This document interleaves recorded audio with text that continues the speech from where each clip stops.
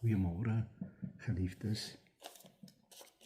Dis so groot voorreg om so in die oggende vroeg te kan opwees en ook so by sonsopkoms die liefde en die warmte van Abba Vader te kan beleef deur die warmte van sy Heilige Gees, sy bemoediging.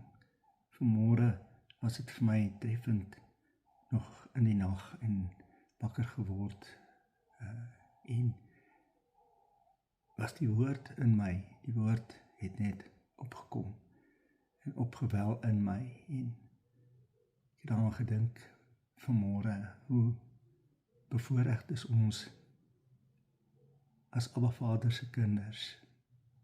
So staan die versie, kyk wat 'n groot liefde die Vader aan ons bewys het, dat ons kinders van die Allerhoogste genoem kan word. En om so met sy gedagtes, sy woorde, sy vaderhart in ons wakker te word. Dit is so 'n voorreg.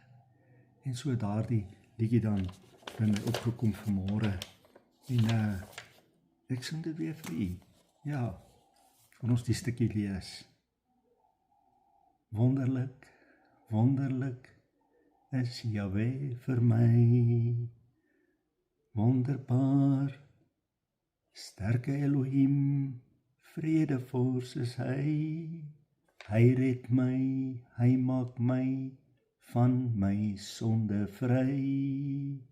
Wonderbaar is my verlosser, prys sy naam waarlik. Hy is alles, ons verlosser, en maak ons van ons sonde vry. Ons eer hom, en kyk dan hierdie woord vanmôre in Jesaja 43, lees dit vir u. Maar nou, so sê Jahwe die Here, jou skepper, o Jakob, en jou formeerder, o Israel, wees nie bevrees nie, want ek het jou verlos. Kyk, ek het jou by jou naam geroep. Jy is myne. Aan 'n plek sê ek het jou naam in my handpalm opgeskrywe. Niemand sal dit uitvee daar nie. As jy deur die water